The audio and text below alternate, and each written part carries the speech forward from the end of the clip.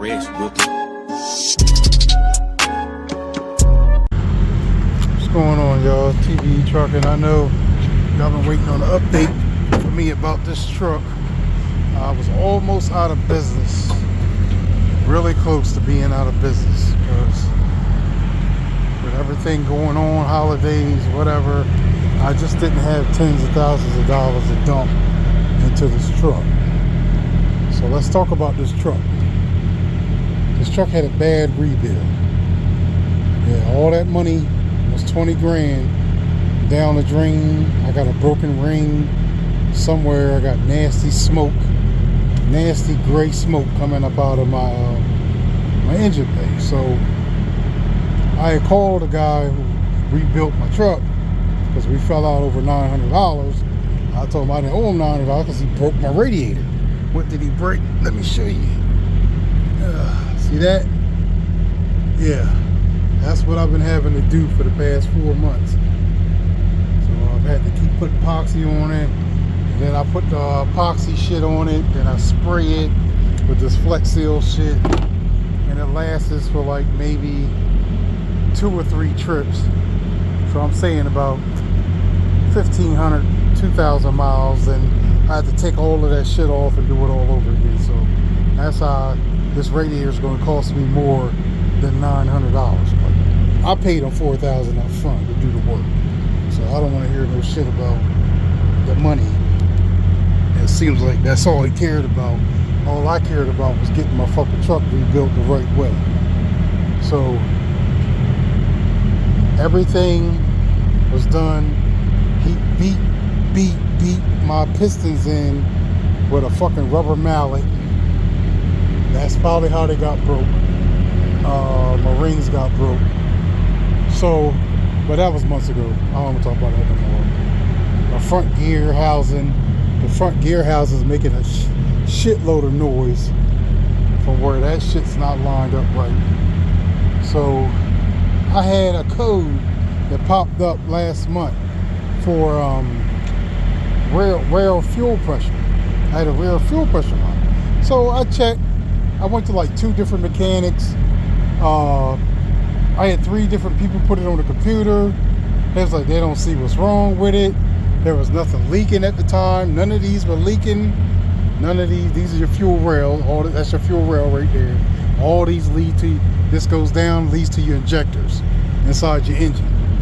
So I didn't make a video of what I'm about to tell you all I went through. So I told my wife, I looked at enough YouTube videos, plus watching him do this when he was putting my engine back together. I said, I think I can do number 6 myself, because it was a code mostly, number 1, sorry about that. I was getting a code for number 1. 1, 5, and 6, but mostly it was 1. It was like you solve 1, might get the other ones, you act right, truck's not gonna want to get out of his way if you don't do number 1 right. So I replaced the fuel rail sensor. I replaced the back flow, the back pressure preventer. So this is number 1 line right here. It goes there to right there where you can see. So I replaced it. I started it up, ran it. It was doing the same shit.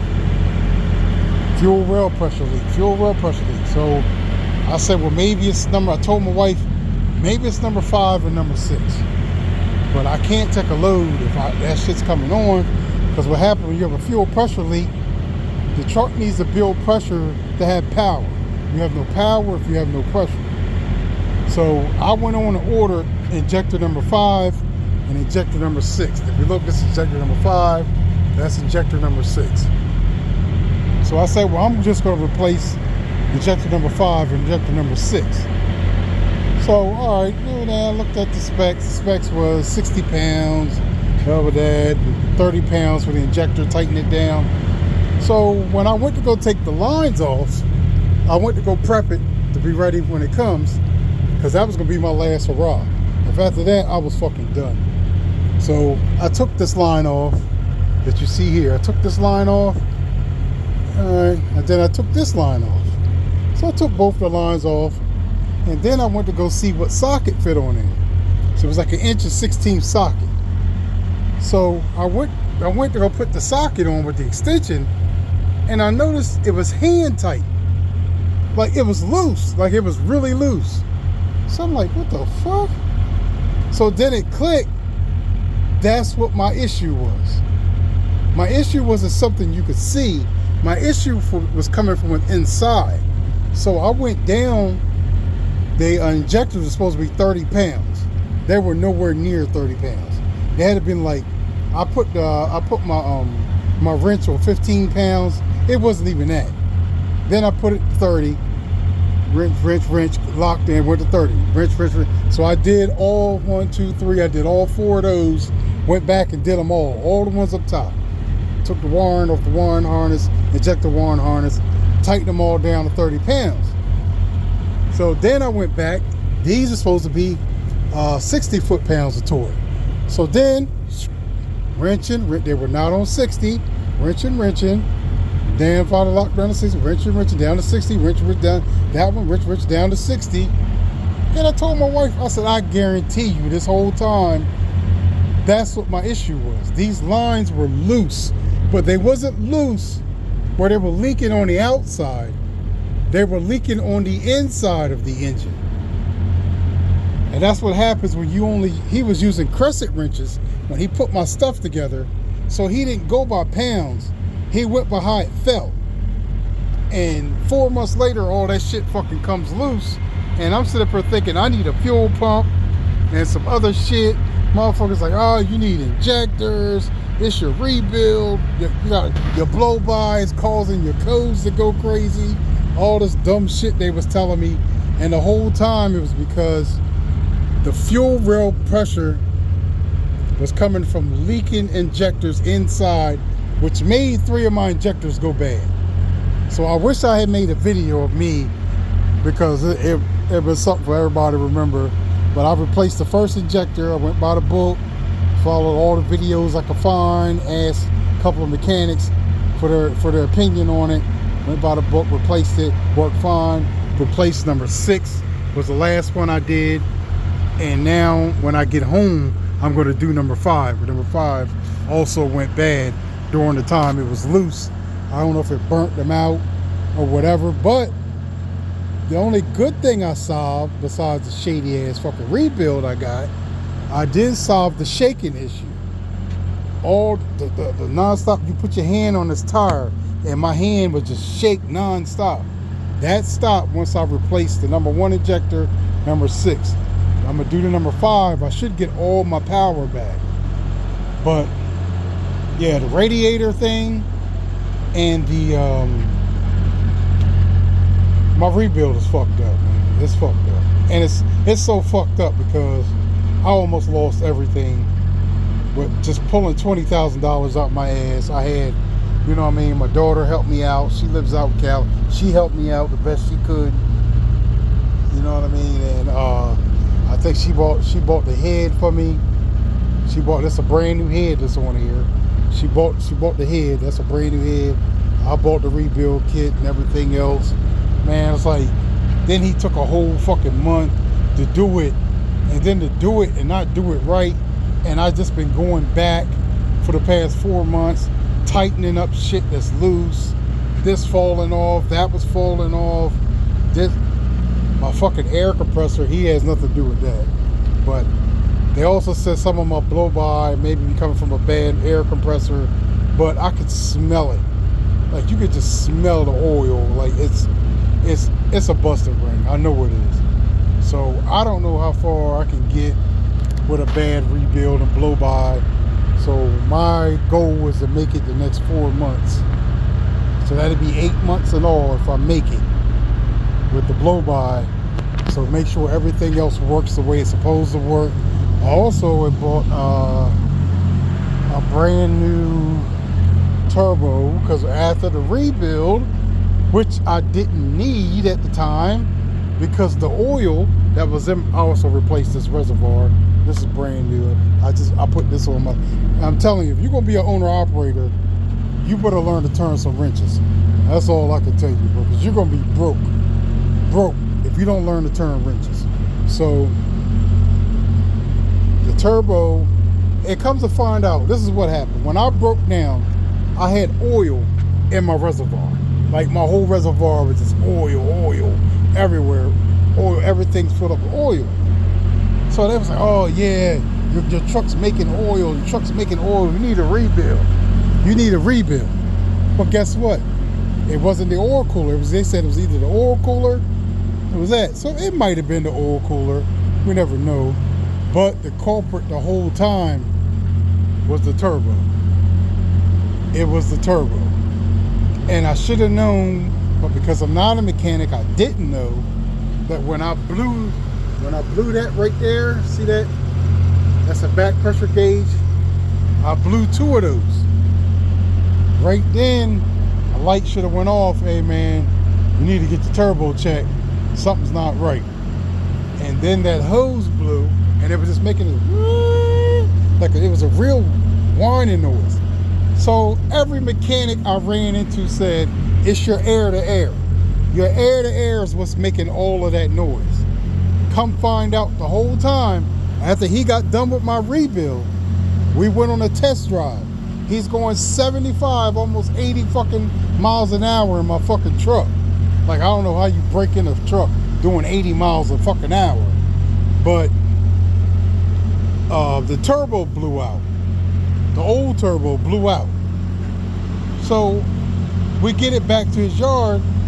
So now I have to go get a loan. I'm out of money. I have to go get a loan to get the fucking turbo. All he's thinking about is the fact that he had to get 3 lines, which is this line here. He had to get this line, and this line. No, this line, he had to get 3, 4, and 6 were leaking. 3, 4, and 6. That's a new line that I put on.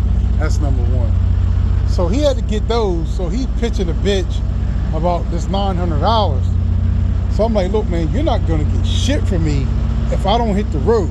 Like, I've been in your yard for almost a month. I got to get out here and make some fucking money. So he so-called fixed my radiator. Sorry about that. He so-called fixed my radiator. So I'm climbing the hill on 40, because you know 40's real hilly. It's not mountains, but it's hills. So I'm climbing, and something that morning told me to just check my truck out. You know what I mean? See how everything's going. I did all this fucking hill climbing. So I pulled the hood up, and I noticed I had red shit all on my fan. So I said, wow, I got a leak somewhere. Where's that coolant coming from? So I get up on top, I look, that so-called, the piece that he broke it, he had all the shit on it, didn't hold up. So he gonna tell me, oh, I knew that wasn't gonna hold up. You know, I asked if you wanted to, you know, he's trying to double dumb talk me, like he offered to fix it, but I didn't want to fix it type of talk. You know how they talk to dumb people. So he's having that dumbass conversation with me. So I'm just sitting there listening to him. Like, yeah, he said, oh, do you think you can send me $300 a week until you pay? I was like, yeah. We're gonna talk about that. I said, like, we're gonna have a conversation about that, bro, but not right now. Like, I gotta get my fucking radiator fixed. So I pulled off. I'm pissed off, mad, and fucking 2 months later, this shit happens. And then the blow-by. The blow-by I noticed, let's talk about this blow-by. The blow-by I noticed 2 months after the rebuild. 2 months after the rebuild, there was a little puff of white smoke. It was real white. It was real puffy. So I'm thinking that it's new oil in there, like, because I change my oil like every 3 weeks. Like, I don't mess around. I do 3 weeks of running. I dump the old oil out, put new oil in, plus some Lucas shit, thicken it up because of all the heat down Florida. It needs to be a little thicker. So he's trying to tell me it's because of the air compressor. If it's not because of the air compressor, which you can see there, it's not because of the air compressor, then it's because of the broken rings. And then he starts to double dumb talk me again with the, oh, I was gonna get new rings. Like, you're the mechanic. You're the mechanic. You're supposed to be the responsible one. You're supposed to be the one that says, hey man, I broke your rings. So let me replace them so you don't have to come back here whining about your truck because I did everything right. But did he do that? No. He used my old rings off my old pistons and put them in there. So I said, well, I'm not mechanic. I'm like, hey, they're good rings. Like, I didn't have a ring issue. So he's like, yeah, you're going to be all right. These got good tension on them. Yeah, these got good tension. Like, I've been doing this a long time. If it wasn't right, I would tell you, he said. I was like, all right, man, all right. I don't know. Like, you know, you're the mechanic.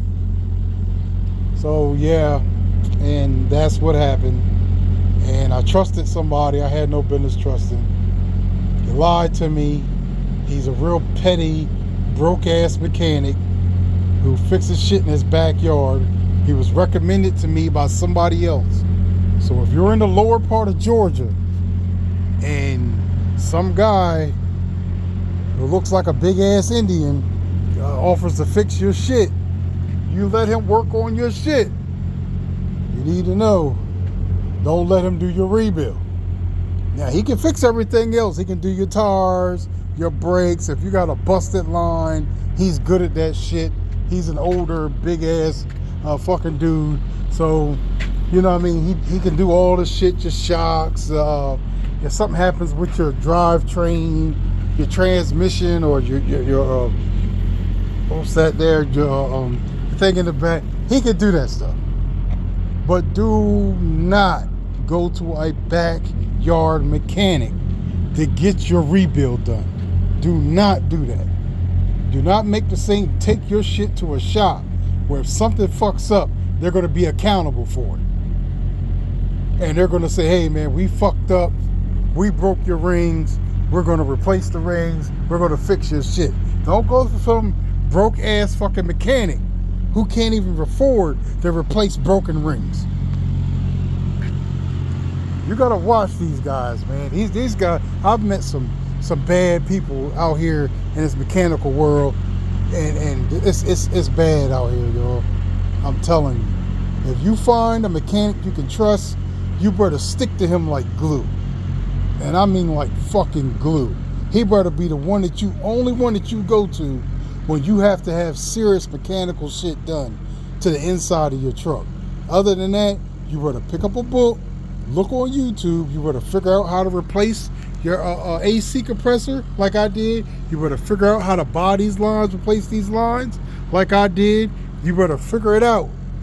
Because if not, you're going to be a broke motherfucker running around trying to get some broke ass fucking backyard mechanic to fix your truck. Man. I'm trying to tell you. And I need to make it through the next 4 months, get this fucking loan paid off, get this loan off my back. I'm still trying to get this house. Like, I got a lot of shit going on now, but this blow-by issue is a real issue right now. Because not only is it an issue, let me see if I can show you all this. I don't know, I can with the camera on. But see that fuel water separator? See how it looks? It's supposed to be light tan. That's that blow-by doing that. It's dirtying up my fuel too. So those fuel water separators, I have to change those out twice a week. Yeah. And I've been able to get them cheap off of Amazon. That's another thing. You all better learn to use Amazon to get parts. You better watch the parts you get from Amazon, but you better use Amazon for some of the OEM parts, because they're cheaper on Amazon, because they got more of them. All these fuel filters, those are the Cummins fuel filters. I get all of that off of Amazon. $40 for that fuel filter. $40 for the oil filter on the other side. I get these 2 for $40. I get those fuel water separators. You know what I mean? Like, and I also got my injectors off of Amazon. I got my injectors. The injectors were $400 a piece. They'll cost you almost $1,000. They're rebuilt, brand new injectors. They've been rebuilt. You don't have to worry. I'm telling you, they have guarantees on them. I've replaced one. I've replaced 6. I'm getting ready to replace 5. And all the crazy shaking that my engine was doing, even before the rebuild, my truck doesn't shake like that anymore.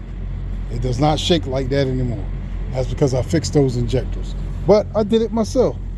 And I'm proud of myself, man. I really am. I'm proud of myself because I had to learn that when I was almost out of business, I had to learn to do the shit myself. So yeah, there's still stuff I don't know how to do, but there's a lot of stuff I can do myself. But air compressor, I can do that myself. I'm not worried about that. I get a code for this, I'll replace that myself when, you know what I mean? That's another thing. I have a code reader. You got to have a code reader if you're going to own or lease these trucks. If not, these mechanical shops are going to, they're going to fleece the hell out of you. They're going to fleece the hell out. They're going to use you up and spit you out. Trust what I'm telling you. Nobody gives a damn about us out here. All they care about is their little bit of money. So the mechanic, I'm not going to give his name. I'm not going to give exactly who he is. It's just that I'm just telling you, I'm not into the revengeful, spiteful shit. To me, you fuck me like that, I just don't fuck with you no more. I'm not going to fuck with him no more. He's not going to fuck with me no more. I didn't know him before this. He didn't know me before this. So we're not going to miss each other, not one bit. So yeah, he got his $4,000 and whatever, 500 and something extra for some other stuff. He decided he wanted to spray paint my engine the wrong fucking color. He was so focused on spray painting than what he was about putting the fucking truck back together the way it's supposed to be. So I did end up getting the rebuild kit, new head, oil cooler, some fuel lines here and there. I did not replace my injectors. I wish I had did. And but like I said, that was almost what put me out of business, y'all. This fuel rail, the fuel rail almost put me out of business. And I had no idea.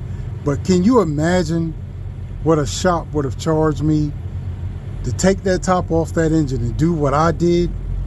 Because it took me 2 days. It took me 2 days. They would have charged the fuck out of me. And it would have been nothing but the fact that that nut back here is a nut up here against the wall that holds in the it's a fuel supply tube. That's what it's called, fuel supply tube. That nut hold, it has to be 60 pounds of pressure on that, or it will not hold pressure over amount of time. It's gonna come loose. You can't get in there with a wrench and start wrenching away because you don't know what 60 pounds is. And that was the problem. That was the fucking problem. So all that shit is new. I put this on here new, the back pressure preventer, the fuel rail regulator sensor. So the engine has balanced out. Now all the chatter that I have is coming from the front house gearing. So that wasn't done right. My mechanic told me, he knew it as soon as he heard the truck, heard it start up, which means my mechanic heard it also, but he tried to blame it on something else.